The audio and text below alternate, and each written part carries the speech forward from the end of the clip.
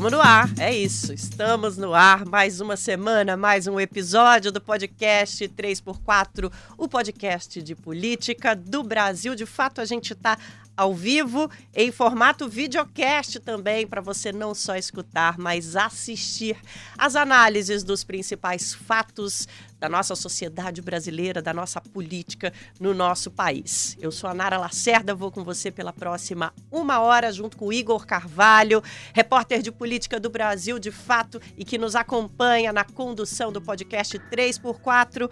Bom dia, Igor. Bom dia, Nara Lacerda, mais uma semana, muito bom estar aqui. E hoje teremos a ilustre presença da nossa comentarista fixa, professora de Economia da Universidade Estadual do Rio de Janeiro, Juliane Furno. Bom dia, aqui Juliane Furno está na África do Sul, Nara Lacerda. Bom dia aqui, aí é boa tarde, Ju? Boa tarde. Daqui a pouco já escurece, podemos dizer boa noite. Tá certo. Bom dia, pelo visto tá tão frio aqui quanto tá aí. Aqui tá frio, viu? Em São Paulo, muito frio. Tá bastante frio nessa parte sul do país, sim, Ju. E olha só, para você que está nos acompanhando, está nos ouvindo, você pode acompanhar o podcast 3x4 semanalmente nas plataformas de streaming e nas redes sociais. A gente está agora ao vivo no YouTube do Brasil de Fato, no Instagram, no Facebook e no X.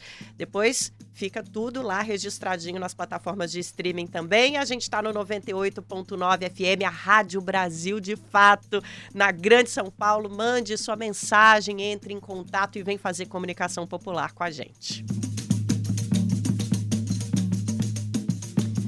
Vamos ao assunto do dia. Hoje, aqui no 3x4, a gente vai falar de política econômica. O nosso tema é o pacote de medidas apresentado pelo ministro Fernando Haddad, ministro da Fazenda, ontem à noite, com destaque para a reoneração do IOF, que está gerando bastante polêmica no Congresso Nacional e no setor produtivo brasileiro, nos donos do dinheiro.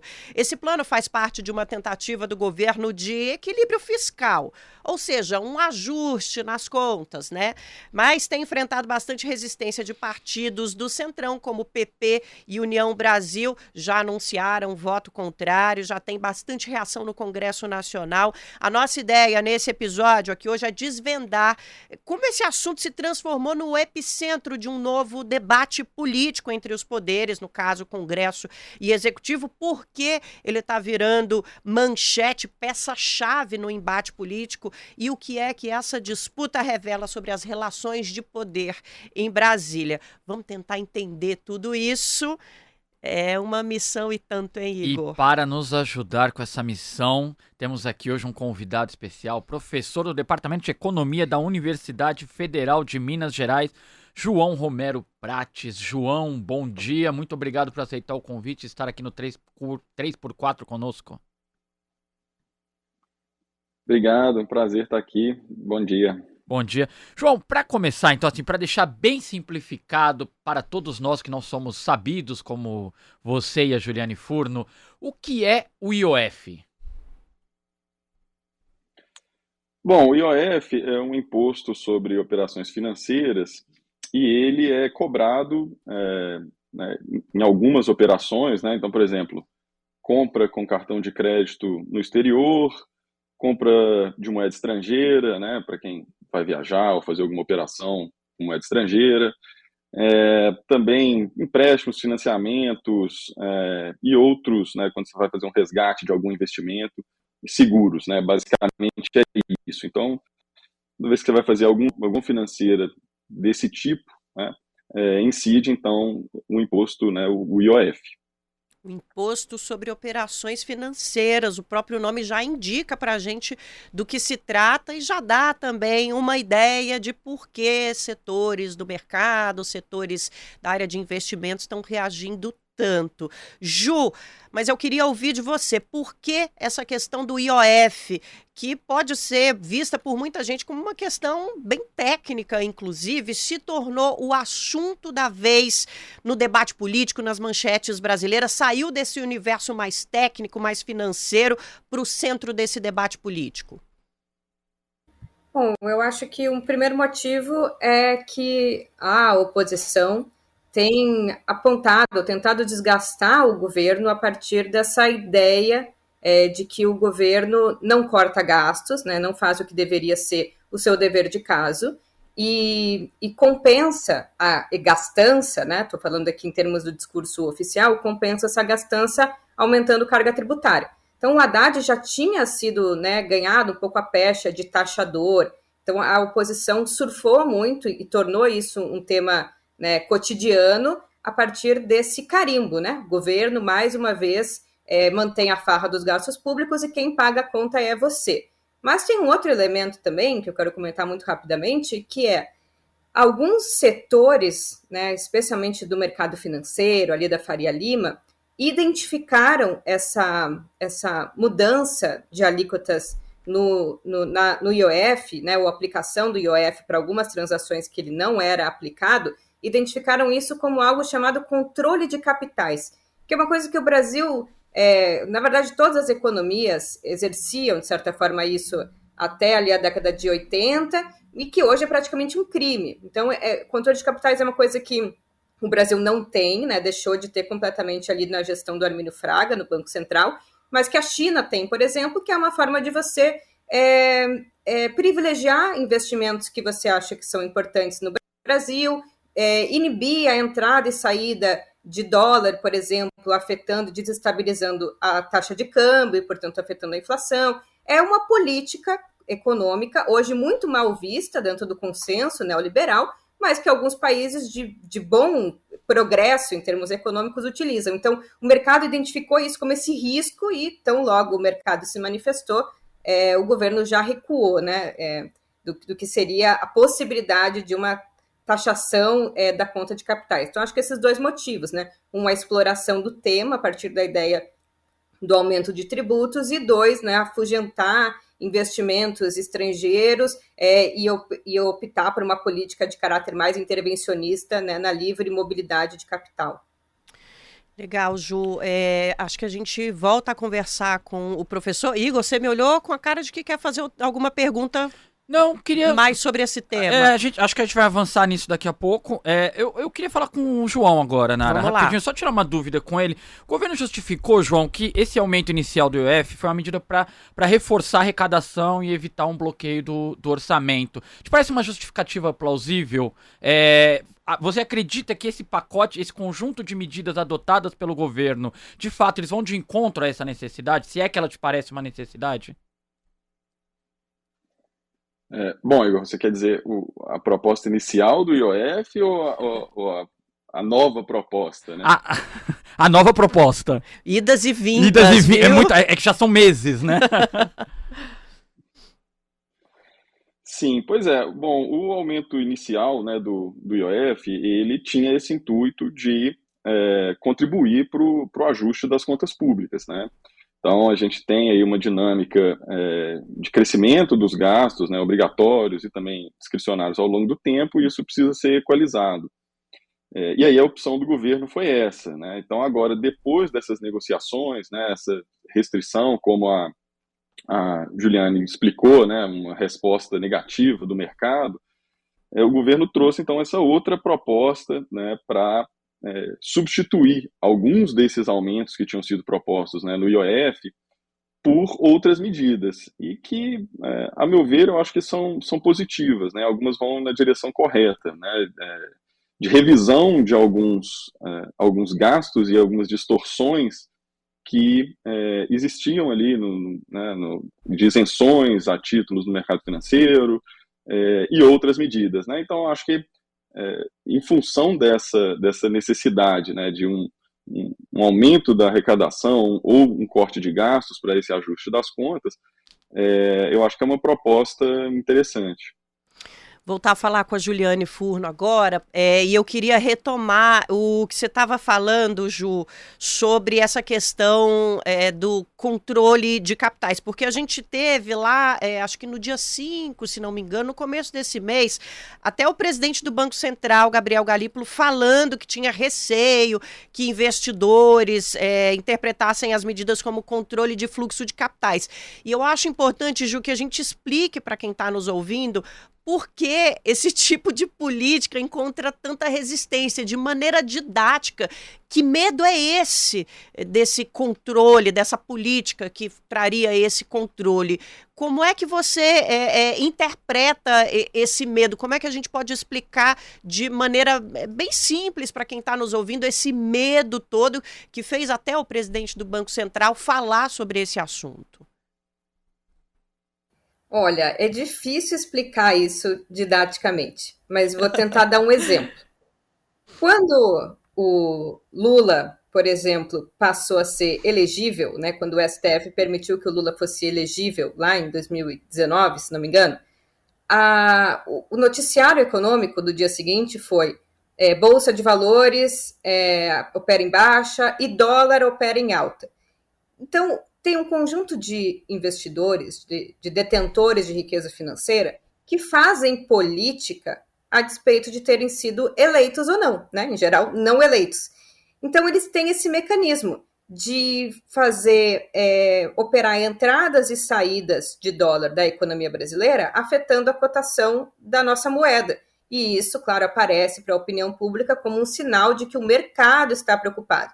O mercado, na verdade, ele é muito mais do que esses investimentos de curto prazo, né? O mercado mesmo, né, o que importa, está olhando para o longo prazo, está fazendo, né, um investimento que está olhando para os elementos que dão sustentação para a economia brasileira, e não para a fala de um presidente. Agora, se tivesse um controle na conta de capitais, estes detentores da riqueza financeira não poderiam fazer esse movimento, porque eles não poderiam colocar e tirar dinheiro do Brasil antes do prazo, né, ou no curto prazo, sem pagar uma taxa. Então, o mercado não poderia mais atuar com uma das suas formas de chantagem sobre a política econômica, que é valorizando, ou no caso, desvalorizando a nossa moeda em relação ao dólar toda vez que os governantes falam alguma coisa que eles não gostam. Então, talvez esse seja um exemplo, né? Haveria uma taxação para que o capital investido no Brasil saísse do país antes de um determinado prazo.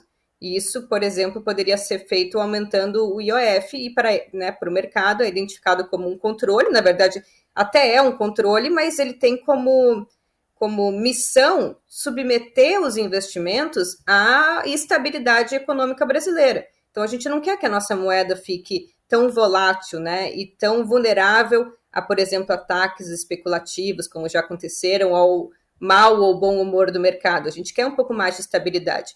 E a gente também quer privilegiar que os investimentos fiquem no Brasil. Para isso tudo, um certo controle da conta de capitais, né? Aí, não sei quanto disso, né, é o negociável, mas um certo controle é muito bem-vindo.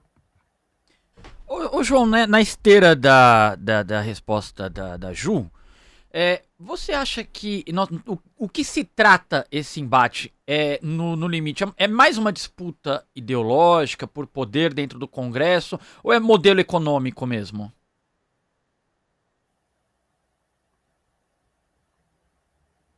Né, assim, por um lado, existe, né, como a Ju mencionou, sempre uma busca do sistema financeiro de ter a menor regulação possível, né?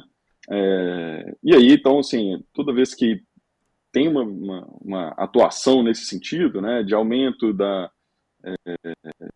tributação ou então regulação, a grande questão é a escolha ali de prioridades de como atuar em função da necessidade de equalização ali de gastos e despesas, né? Então, hoje você tem um noticiário que bate muito na tecla de que é importante, é fundamental o corte de gastos, né, e que o governo tem buscado um ajuste via aumento de receitas, Mas então o IOF vem o aumento do IOF vem nessa direção, mas com esses ajustes na nova proposta, o que aconteceu e que me parece que é interessante é um certo equilíbrio e alguns ajustes na proposta inicial. Sim. Um ponto que eu acho que é importante e que muitas vezes não é bem entendido, eu acho que isso é interessante esclarecer para a população, é que, por exemplo, uma das propostas do Haddad nessa nova versão, né, seria, ao invés do aumento do IOF, aumentar um pouco o imposto de renda, né, sobre algumas operações do mercado financeiro, alguns títulos que antes eram isentos, né, LCA, LCI e outros títulos do tipo. Então, isso, na verdade, é tido em geral como um aumento de imposto, né? Antes era isento e agora vai cobrar algum imposto de renda, que, né, a proposta era que fosse 5%.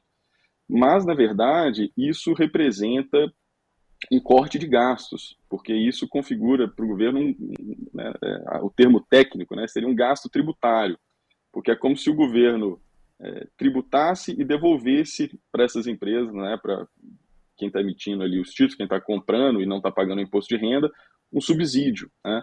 Então, ao aumentar um pouco essa tributação que antes era isenta, na verdade ele está reduzindo o subsídio que ele dava.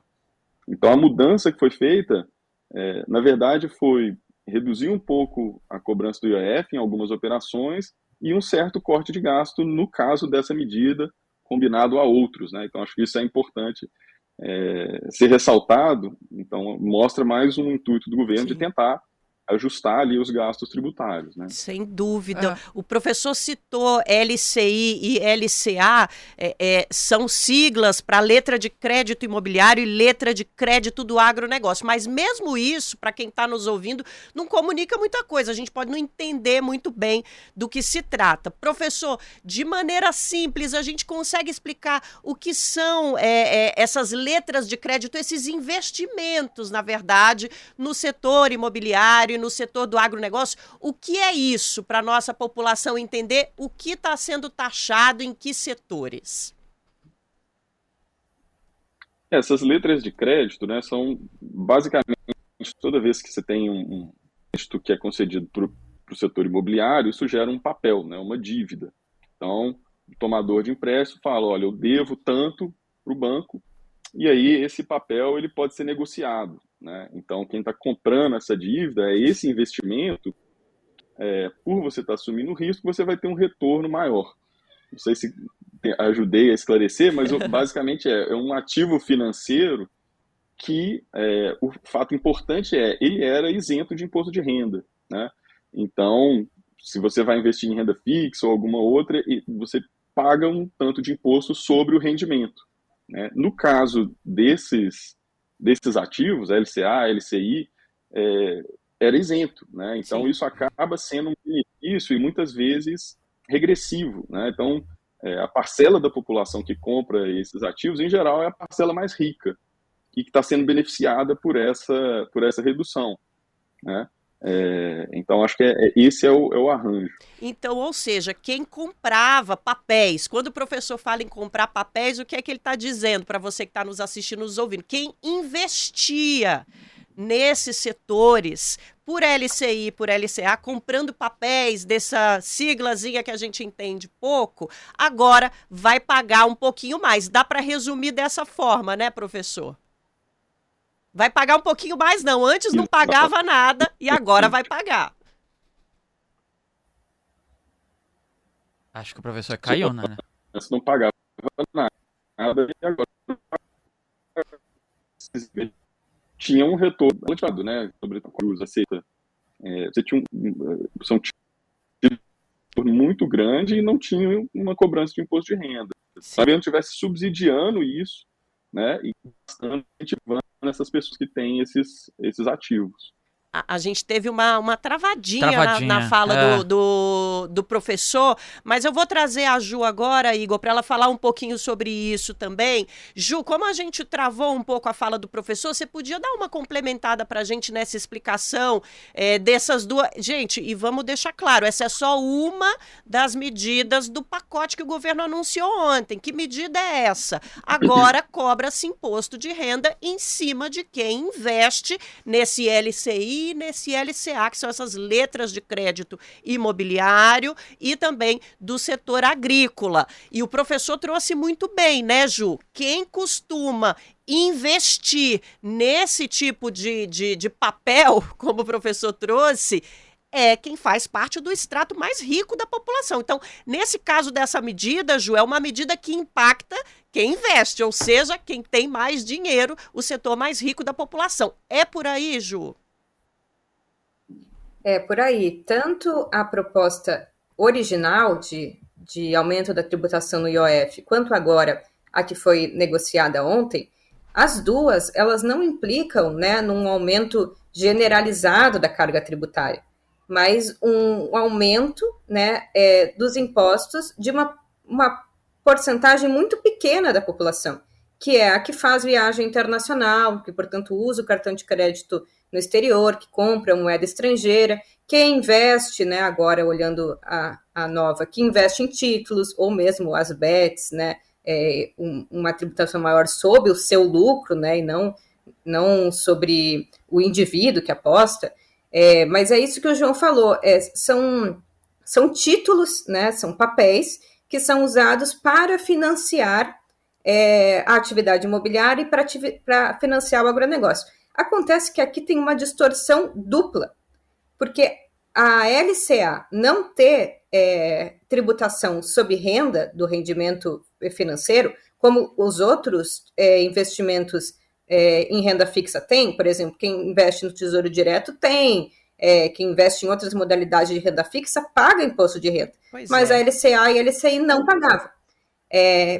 Então, além de ser uma distorção, vamos dizer, né, no que é o investimento em renda fixa, tem uma outra distorção, que é o agronegócio era beneficiado, portanto, com essas letras de crédito que eram mais atrativas para as pessoas, né, investirem e comprarem porque não pagavam imposto de renda, mas ele também é beneficiado na outra ponta, que é o crédito direto. Então, ele é beneficiado com títulos que financiam a sua atividade e com o crédito que financia a sua atividade, porque o agronegócio é o único setor, e que isso fique claro, o único setor como setor no Brasil que opera com crédito subsidiado. O que significa isso? Significa que o governo gasta, é um gasto do governo que ele tem que fazer para subsidiar, ou na linguagem técnica, para equalizar a taxa de juros que é cobrada desses créditos, desses empréstimos para o agronegócio. Então, eu acho que é uma tentativa de corrigindo, na verdade, uma discussão que, por um lado, ainda repousa no crédito subsidiado, mas, por outro lado, está sendo corrigida para o investidor físico, né, a pessoa física que investe nesses títulos, sim, vai passar a pagar imposto de renda como qualquer outro investimento em renda fixa. Nada mais justo, hein, Igor? Ô, Ju, eu queria... você falou da taxação sobre as bets, que é um mercado de apostas que cresceu muito, estamos no meio de uma CPI que está investigando esse setor, e uma das propostas é a taxação das bets. Te parece efetivo? O que você achou dessa medida? Eu acho efetivo, mais do que efetivo. É muito importante, porque a gente está falando de um setor com elevados riscos já conhecidos para a população. Então, é uma atividade social que implica, né, ou pode implicar, ou já tem estudos que indicam a implicação com problemas de endividamento, que depois vão ter respingos na economia como um todo, problemas ligados à saúde mental, à desestabilização das famílias. Portanto, é um tipo de atividade que a gente precisa de um imposto, não só pensando em quanto ela vai nos servir para arrecadar, mas também quanto esses grupos econômicos precisam financiar o Estado para poder dar conta desses outros problemas sociais que são gerados principalmente, né, pela dependência e o vício nesse tipo de apostas. Então, acho que é um imposto que tem esse caráter arrecadatório, mas também alguma medida regulatória ou alguma medida de tentar corrigir ou tentar equalizar os danos que esse tipo de atividade gera para a sociedade, que é o Estado que vai arcar quando a gente pensa no setor de saúde, né? Quando a gente Sim. pensa em outros, né? Na sociedade, no bem-estar social como um todo. Então, eu acho que é muito importante. E queria falar uma coisa muito rapidamente. Claro. Dentro do que é a contribuição para a Seguridade Social como um todo, né? Quando a gente pensa em Seguridade Social, tem lá PIS, COFINS, né? Tem vários impostos, várias contribuições que financiam a Seguridade Social. E tem um lá que é rendimento de loterias. É alguma coisa assim, de tipo de jogos de azar.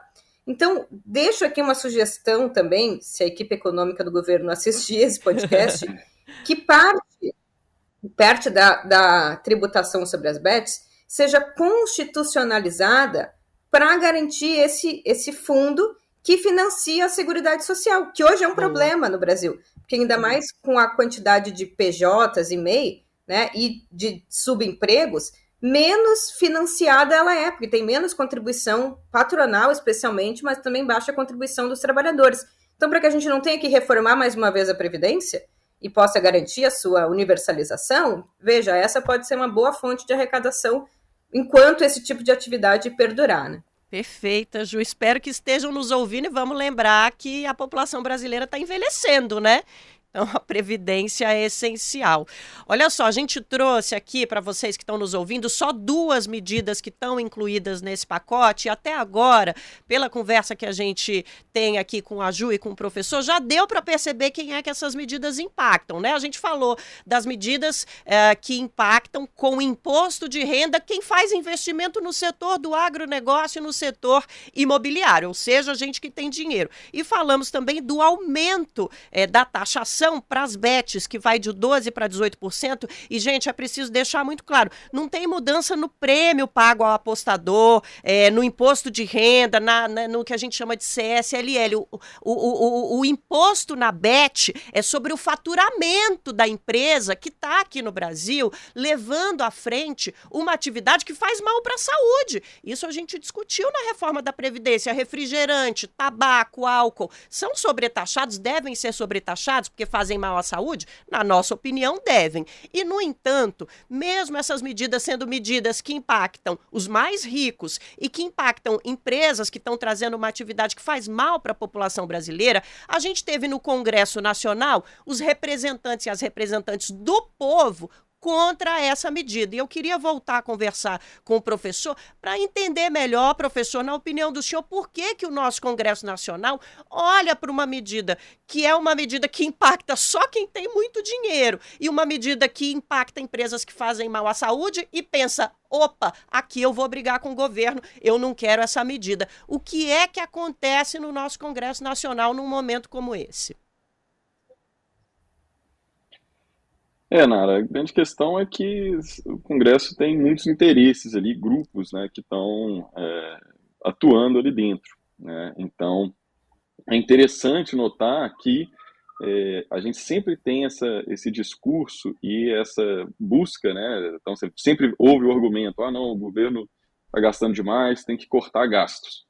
A grande questão é quais gastos que devem ser cortados, né? Então, o Haddad, ele já vem buscando diversos gastos, né? Esse corte de gastos tributários, né, benefícios de isenção de imposto de renda para quem investe nesses títulos, é mais um exemplo disso. Só que aí esse gasto o Congresso não quer cortar, né? Por outro lado, isso já devem se lembrar que o ministro Haddad buscou também o corte da desoneração da folha de pagamentos, que de novo, é um gasto do governo, né, um subsídio para alguns setores. E aí, de novo, o Congresso foi muito relutante, né? Basicamente por quê? Porque você tem grupos de interesse que estão ali atuando para evitar que esse tipo de corte seja feito. Então, em geral, quando se fala em corte de gastos, é voltado para corte de gastos sociais, né? Que é a população em geral, que acaba sendo o lado mais fraco ali da moeda, né? Então, eu acho que isso fica muito claro quando a gente observa essas tentativas de corte de gasto tentadas pelo ministro Haddad e o fato delas não terem dado certo, apesar do Congresso sempre repetindo que é preciso cortar gasto, né? Ô Ju, o ministro Fernando Haddad, que não gosta muito de campanha, está em campanha. E eu queria... Ele esteve na Câmara dos Deputados ontem e, enfim, algumas horas, 4 horas ali, tentando explicar o pacote, justificando medidas. Acabou que a audiência foi encerrada após um embate com os bolsonaristas. Acho que o Haddad, inclusive, soube fazer o diálogo ali, não foi ao nível deles, mas conseguiu trazer o debate um pouco para um lugar que esse setor da política consegue conversar. Mas eu queria... o Haddad está há alguns meses em campanha, tentando explicar medidas econômicas do governo. O que te parece? Como que você tem visto a postura do ministro e a forma com que ele tem dialogado com mídia, sociedade, Congresso? Bom, eu acho que levando em consideração o perfil dele, que não é um perfil, né, muito carismático, muito popular, ele está indo muito bem. Inclusive, o que repercutiu, né, aqui na África do Sul, que eu consigo acessar de noticiário, são podcasts. E assistir um dos podcasts, a repercussão foi muito boa, né? Foi de um homem, né, dialogando com crianças, né? Um homem tentando explicar um conjunto de medidas importantes à disposição do diálogo, conversando com quem só queria like nas suas redes sociais. E eu não sei se foi premeditado, mas eu achei que a aposta que o governo fez foi muito boa. Em primeiro, você apresenta um programa mais ousado, que aí, né, o mercado chia, até o presidente do Banco Central apresenta contrariedade, né, aquela gritaria, controle de capitais, não é, o IOF, e aí depois você negocia uma proposta ainda melhor do que era a original. Eu não sei se essa foi a intenção, mas acho que foi uma jogada muito acertada, porque a proposta nova, ela é mais progressiva, mais ousada, no sentido de não só, né, manter o potencial de arrecadação, mas também de, como a gente conversou aqui, fazer uma ação discricionada a partir de alguns setores, como bets, como as letras de crédito, e outras medidas, enfim, que depois a gente vai comentar, que são importantes para a sociedade brasileira. Não são só fonte de arrecadação, mas são elementos de correção de distorções. Então, eu acho que foi uma manobra muito acertada. Diferente das críticas que, por exemplo, né, eu tinha lá o arcabouço fiscal, que eu acho que já se apresentou de antemão uma proposta rebaixada, eu acho que agora se apresentou uma proposta mais ousada, esperou ali, né, acalmar a gritaria e colocou na mesa, né, uma proposta real. Vocês querem corte de gastos? Tem aqui corte de gasto tributário e redução de isenção, que na contabilidade social, né, é corte de gastos. Mas também o ministro não deixa de apresentar outras alternativas. Ele ventila outras alternativas sempre que ele vai para a mídia.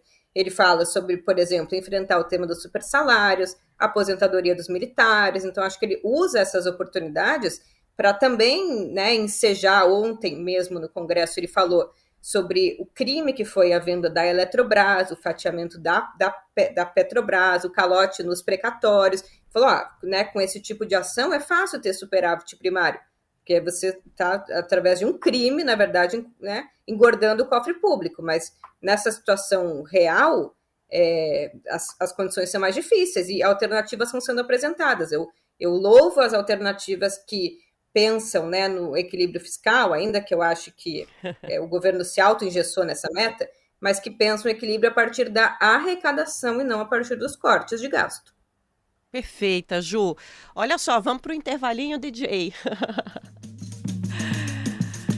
Vamos dar um tempinho nessa nossa conversa. Daqui a pouco a gente volta a esse assunto. Tem bastante coisa para trazer a respeito dessas medidas para a gente entender melhor. Mas antes de voltar para esse tema, eu quero convidar você que está nos ouvindo para conhecer mais do nosso trabalho aqui no Brasil de Fato, ter acesso a uma cobertura jornalística independente, de qualidade, comprometida e principalmente popular, as pautas dos trabalhadores e das trabalhadoras. Assine o nosso boletim semanal, a nossa newsletter do Brasil de Fato. Toda semana você recebe em primeira mão análises profundas, conteúdos exclusivos que vão te ajudar a entender o que está acontecendo no Brasil, no mundo. Assine então a nossa newsletter, acesse no brasildefato.com.br/boletim, a inscrição é de graça, o link está disponível também na descrição aqui do episódio. Você pode acessar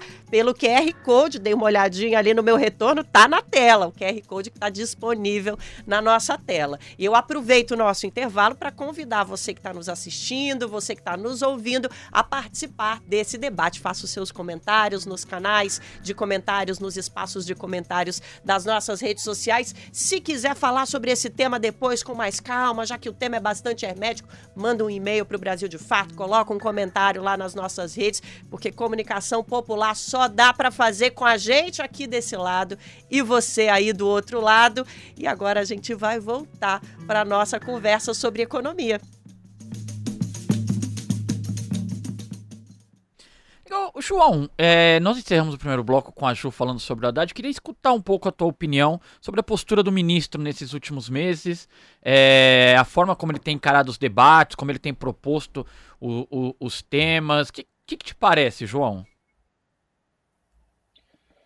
Bom, Igor, na verdade, eu concordo em grande medida com o que a Ju colocou, né? Assim, o desafio do ministro Haddad, né, não é simples, né? Desde o começo tinha uma pressão muito grande por um ajuste das contas públicas, né? E não só um ajuste nos moldes que interessam, né, ao sistema financeiro, a detentores de recursos, né? Então, como a gente falou, a questão não é como fazer esse ajuste, né? Então, isso é o que me parece que o ministro tem tentado já há algum tempo, e eu acho que tem diversas medidas que já foram implementadas, né, de resolução de distorções.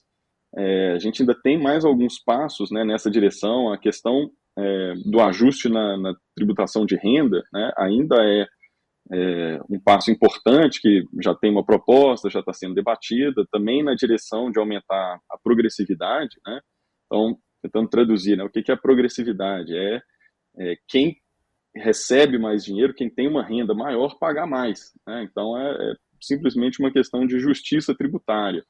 E que no Brasil, o que a gente observa é o contrário, né? Muitas vezes, quem tem rendas muito altas, né, anuais, de milhões, às vezes bilhões, paga menos imposto do que quem tem uma renda menor. Então, acho que as medidas são importantes e, inclusive, medidas de corte de gasto também para resolver essas distorções. Então, já foram implementadas algumas, né, como eu mencionei, foi buscado ali uma resolução, né, eliminar a desoneração da folha de pagamentos.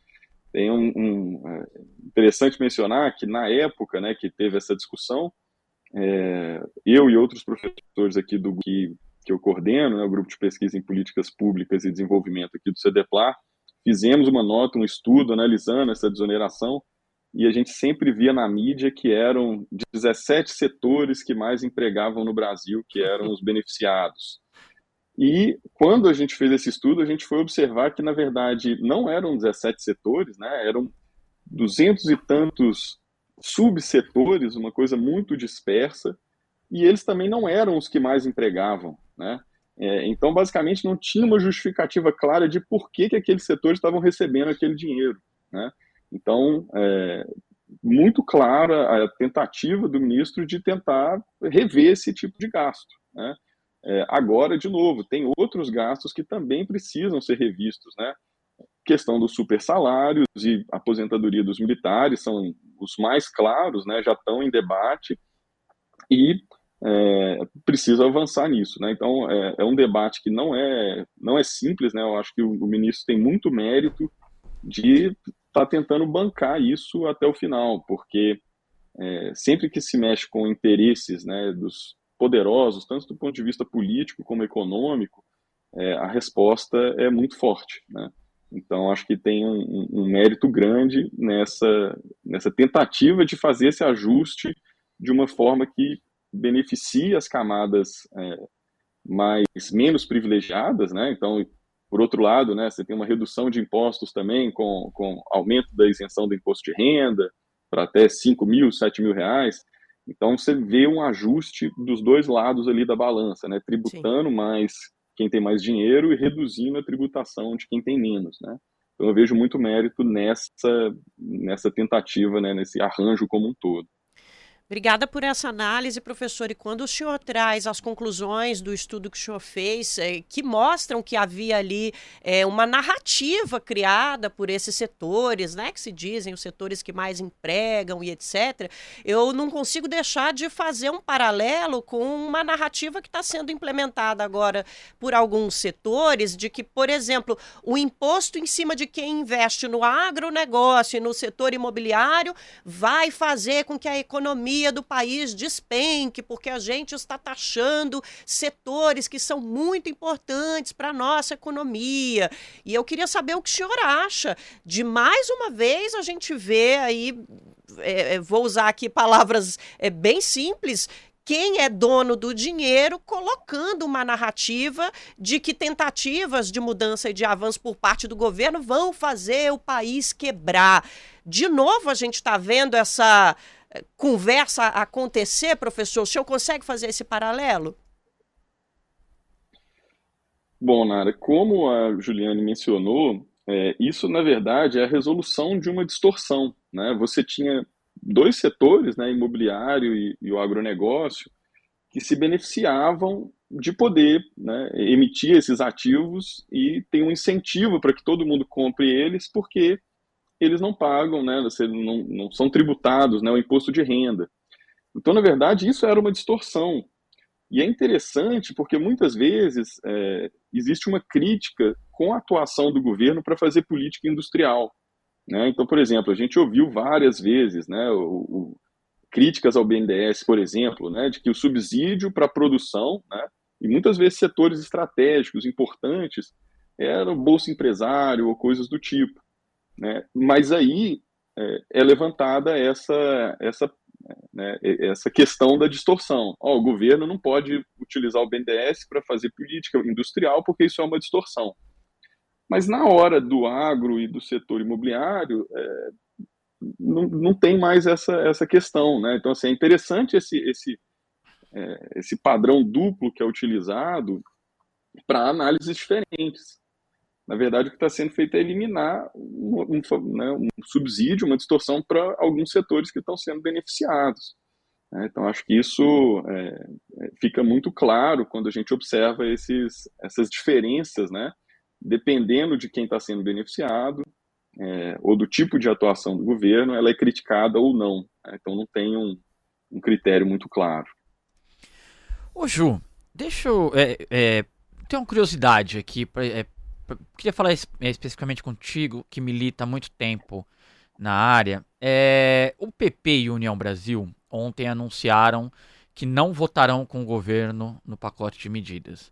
É óbvio imaginar que setores da direita, PL, assim o farão. Não precisa nem anunciar. Bom, a chance do pacote nascer ali no Congresso já morto é grande. Eu queria te ouvir de quem milita na área a preocupação dessa dificuldade de implementar medidas estruturais, medidas econômicas estruturais. O governo, enfim, fez algo que se pede há muito tempo, que gente, por mais que a derrota no Congresso ela seja eminente, façamos o debate público. Me parece que o debate está sendo feito. Independente do resultado, eu acho que há um mérito do debate ser feito. Mas te preocupa que nós estejamos tão reféns do Congresso e que medidas que o governo, que o projeto que venceu nas urnas queira implementar não sejam possíveis? Me preocupa muito. Inclusive, as falas do Hugo Motta, logo depois da primeira declaração do Haddad, era de respeite essa casa, nós não permitiremos essas modificações no IOF. Veja, você está dialogando com um ministro de Estado que está ancorado numa proposta, num projeto de desenvolvimento que disputou nas urnas e foi vencedor. Eu acho que a gente está perdendo um pouco a conexão de como funcionam as nossas instâncias, né? Isso me preocupa muito também que haja acordos muito fluidos no Congresso. Quer dizer, o governo, né, apoiou, né, em boa medida ali a presidência do Hugo Motta, sucedendo o Arthur Lira, a partir dessa premissa de que não teria unidade nas eleições, tudo bem, mas que seriam ali importantes para aprovação de projetos-chave vindo do governo. Essa promessa não está se apresentando. Eu acho que é importante também identificar o nível de forças que a gente tem e a real possibilidade dos acordos feitos no Congresso irem adiante, né? Agora, mesmo assim, mesmo identificando que a correlação de forças é ruim e que o Congresso... Acho que tivemos Acho que a Ju teve algum probleminha de internet. Quer tocar, Nara, daí? Vamos. Parece que tem uma análise com o professor João para fazer, né? Na verdade, eu acho que a gente traz agora rapidinho, antes de voltar pro professor João, Igor, um resuminho, porque a gente já está indo, olha, para a reta final do nosso programa. Gente, o assunto tem muito detalhe. E como a gente só trouxe aqui 2 das medidas que estão no pacote anunciado ontem pelo governo, acho que é bem importante, Igor, a gente trazer algumas outras para que quem está nos ouvindo possa entender melhor o que faz parte desse pacote e acho que principalmente o que alcança mais a nossa população em geral, porque até agora a gente falou de medida que impacta quem tem dinheiro para investir. Peguem papel e caneta. Exato. Quem tem dinheiro para investir, quem está trazendo atividade de aposta para o nosso país, causando aí essa verdadeira epidemia de bets, né? Olha só, uma das medidas que o governo anunciou ontem, relativa ao imposto sobre operações financeiras, o IOF, Igor, que é aquele imposto que cobra sobre todas as operações financeiras, ela diz respeito ao VGBL. O que é VGBL? Quem aí tem previdência privada já ouviu essa sigla, né? O VGBL é um tipo de investimento em previdência privada. Então, quem faz lá aquela poupancinha da previdência privada pode optar por esse tipo chamado VGBL. E o que muda? O que muda é que até 31 de dezembro deste ano, o IOF, o imposto que você paga quando você deposita o seu dinheiro lá na previdência privada VGBL, ele só vai ser cobrado se você colocar mais de R$300 mil. Então, ou seja, quem estiver colocando menos que isso, não vai pagar imposto. E olha só, tem outra medida que impacta a nossa população, principalmente a nossa classe média, que hoje ainda consegue investir na previdência privada. A partir do ano que vem, esse valor aumenta e o imposto só vai ser cobrado em quem depositar mais de R$600 mil. Então, a gente consegue tirar aí uma cobrança de imposto da nossa classe média, que é a população que consegue investir hoje numa previdência privada, quando ela não colocar R$600 mil, né? Quando ela colocar menos de R$600 mil na previdência privada. Uma outra medida muito interessante, Igor, é que a partir de agora, o nosso pé de meia, que é aquele programa do governo voltado para os estudantes do ensino médio, que paga uma espécie de mesada para incentivar que os nossos estudantes e as nossas estudantes continuem na escola, façam o Enem, consigam chegar no ensino técnico e na universidade. Agora o pé de meia é uma despesa obrigatória, o que quer dizer que ele está na lista de despesas que o governo não pode abrir mão, que não entra nesse controle todo que o governo precisa ter de gastos. Então agora o governo vai conseguir fazer com que esse incentivo seja garantido protegendo ele um pouquinho mais das mudanças, das idas e vindas do nosso processo econômico. Então, Igor, só para trazer aí duas medidas, já que a gente trouxe as medidas mais herméticas, mais para quem é dono do dinheiro, duas medidas que impactam no dia a dia de você que está nos ouvindo, no dia a dia da nossa população mais pobre, da nossa população de classe média, dos nossos trabalhadores e trabalhadoras, que é quem carrega esse país, né, Igor? Legal. E acho que antes da gente passar para o João repercutir, só para ficarmos na esteira da discussão aqui, a Ju voltou, né? Tá de volta, A Ju está de volta. Ô Ju, quiser concluir, que a Nara fez um resumo aqui de outras medidas que acho que seria legal a gente passar para o João comentar em seguida. Eu nem sei quando eu caí, porque eu continuei falando, mas o que eu acho é que os acordos estão muito frágeis, e acho que, de qualquer forma, mesmo analisando que a correlação de forças é ruim, o importante é apresentar para a sociedade, no debate público, que quem desidratou a proposta é o Congresso e não o governo. Isso é importante para disputa de narrativas, para a pedagogia política, né, do diálogo com a sociedade, para que o governo atue numa posição de ofensiva e deixe que o Congresso faça, né, o trabalho de depois ter que se justificar para a sociedade por que ele não quer corrigir distorções ou por que ele não quer cortar gastos, né? Partindo da ideia de que os subsídios e os gastos tributários são, sim, gastos públicos. Exato. Gente, uma frase importantíssima que a Ju falou, deu uma picotada, eu vou repetir ela aqui, Igor, porque ela é muito importante. Quem desidratou as medidas foi o Congresso Nacional. É importante a gente ficar de olho nesses debates que vão acontecer no parlamento a partir de agora, para a gente ver se é isso mesmo que vai acontecer. Pelas reações que a gente vê de partidos do Centrão, é por aí que a banda vai tocar, né, Igor? A gente já está indo para o finalzinho da nossa conversa, então eu vou começar pelo professor, porque eu acho que essa reflexão precisa ser feita. Vai ser muito difícil aprovar todas essas medidas no Congresso Nacional. A gente tem uma medida provisória que já passa a funcionar, mas precisa ser votada, temos um decreto, mas tudo isso precisa do aval do parlamento. Professor, diante da necessidade de que o Brasil precisa de reformas estruturais, precisa de revisões periódicas na condição de sua política econômica, isso é normal em qualquer país, que desafios e perspectivas o senhor vê que o governo tem para alcançar essa agenda mais ampla no Congresso Nacional? Como o senhor acha que vai ser esse debate a partir de agora, principalmente diante de tanto entrave como a gente discutiu aqui na nossa conversa?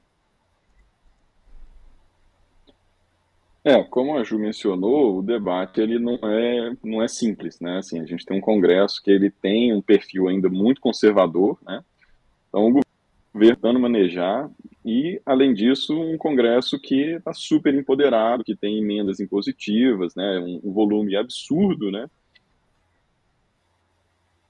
Travamos. Estamos com a internet. Essa negociação não é simples. Voltamos.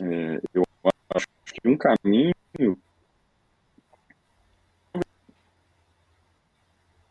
Tá. Professor, você deu uma travada. Olá. Oi, estamos ouvindo sim. Eu queria que o senhor retomasse. O senhor estava falando sobre essa força imensa que o Congresso tem, esse grande poder de decisão e de influência nas políticas públicas. Se puder retomar, eu agradeço. Não, tá ok. Então, em função, né, de um Congresso de um perfil mais conservador, muito empoderado, com emendas, né, que estão crescendo, emendas impositivas, essa negociação é difícil, mas eu vejo que o caminho é esse que a Ju apontou, é trazer as medidas, colocar os debates, né, e deixar que o Congresso tenha o ônus de desidratar ou negar isso caso seja a opção, né? Então, a demanda por corte de gastos, estão sendo apresentados gastos a serem cortados. Se não tem interesse no corte desses gastos, é importante justificar para a sociedade por que uma opção em cortes, por exemplo, de saúde e educação, e não em supersalários, né? Então, eu acho que esse é o caminho possível no momento, né? Vou fazer essa pergunta para a Juliane também, Ju. Como é que você vê o futuro da discussão desse pacote lá no Congresso Nacional? Não vai ser fácil e frente a essa necessidade que a gente tem de revisão dessas distorções da nossa economia, como o professor bem trouxe. Acho que eu concordo totalmente com a fala do João. Acho que é apresentar, fazer a disputa na sociedade e principalmente isso que o João falou, que fique claro para a sociedade que o Congresso não quer equilíbrio fiscal. O Congresso quer corte de gastos, mas também não corte de gastos em geral, quer corte de gastos naquelas despesas que são essenciais para os mais pobres, para a classe média, para os mais pobres, né? Quer corte de gastos em serviços universais, para que eles possam, depois de ser asfixiado com falta de recursos, ser vendido e privatizado para ser setor, né, que gera lucro. Acho que esse tipo de debate tem que ser feito, né? Os nossos inimigos estão no Congresso, que representam setores que têm um projeto de país, e o projeto não é de equilíbrio das contas públicas, porque estamos apresentando uma proposta para isso. O projeto é de corte nas despesas sociais. Eu acho que essa é a mensagem que precisa ficar clara. Obrigada, Ju. Para você que está nos ouvindo, fica a dica aí da Ju e do professor. Se questione sempre por que será que tem parlamentar no Congresso Nacional que está contra a medida que cobra imposto de rico, de gente muito, muito rica, e está contra a medida que ajuda a parte social do nosso país, que ajuda os trabalhadores e as trabalhadoras. É disso que se trata a conclusão final do nosso debate. Essa reação toda em cima do IOF diz respeito a essa narrativa que se repete ano após ano no Brasil e que desde a época que a gente conquistou direitos trabalhistas está colocada. Quem não se lembra dos memes nas redes sociais trazendo as manchetes dos jornais lá da década de 1940, quando a gente conquistou direitos trabalhistas e o setor produtivo diz que por causa disso o Brasil ia quebrar. Bom, voltando aqui para os nossos convidados, como você que está com a gente toda semana já sabe, no finalzinho do nosso programa a gente tem espaço para as dicas culturais para dar uma amenizada no nosso debate político. Então, vou conversar com o professor João. Qual é a dica cultural, a recomendação que você traz hoje para a gente, professor?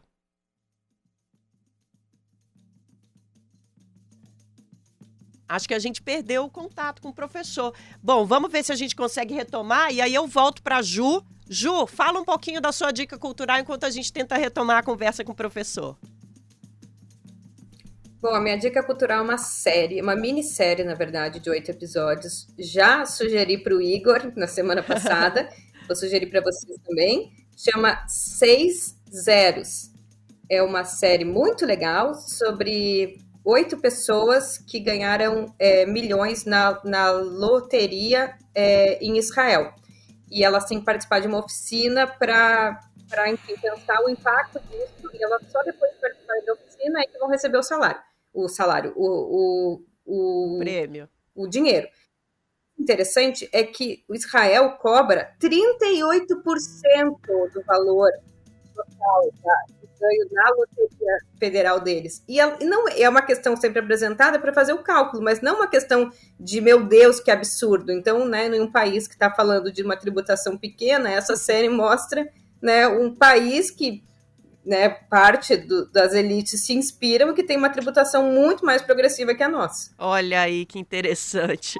O professor João voltou e ele tem uma dica cultural que vai na linha da discussão do dinheiro também, né, professor? O que o senhor trouxe pra gente? Realmente acho que não, Igor. Acho que vamos ficar veio. sem. Bom, agora voltou? sim. Vamos lá, Aí. professor. Diga lá. Vamos lá, minha internet está um pouco instável aqui, mas a dica que eu trago é de uma série também, do Globoplay, que se chama Vale o Escrito, que é sobre, né, a evolução do jogo do bicho e da máfia, né, no Rio de Janeiro. Para quem é carioca talvez já conhecesse, mas para mim que sou mineiro, eu fiquei bem impressionado, eu acho que é bem interessante como isso evoluiu, né, relação com o samba ao longo dos anos, até chegar no período mais atual. Então, eu acho que é uma série bem interessante. Duas grandes recomendações. Exato. Vale o Escrito é espetacular. Eu vou só fazer uma atualização aqui em vídeo. Ju, separei, é a série do final de semana. Está lá, terminei a outra, então esse final de semana começa os 6 zeros. Ai, mas deixa eu me despedir. Juliane Furno, obrigada pela participação, querida. Até a próxima. Até a próxima, um abraço. E professor João, valeu demais pela aula, por trazer seus conhecimentos aqui pra gente. Obrigado, prazer, até a próxima. É isso, a gente tentou melhorar essa discussão para você que está nos ouvindo. Igor Carvalho, te vejo na redação daqui a pouquinho e até semana que vem aqui no estúdio. Até semana que vem. Valeu, professor. Valeu, Ju. Valeu você também que está nos ouvindo. A gente sempre espera a sua companhia. Vamos para os créditos. O 3x4 é apresentado por mim, Nara Lacerda, e pelo meu colega de redação Igor Carvalho, direção de Camila Salmásio, produção de Letícia Holanda, trilha sonora original de Alejandra Luciani, edição e sonorização Fábio Balbini, identidade visual Rafael Canoba. No Brasil, de fato, coordenação de redes sociais Rafaela Cury, coordenação de rádio e TV Muniz e Ravena e direção executiva de Nina Fidelis. Até semana que vem.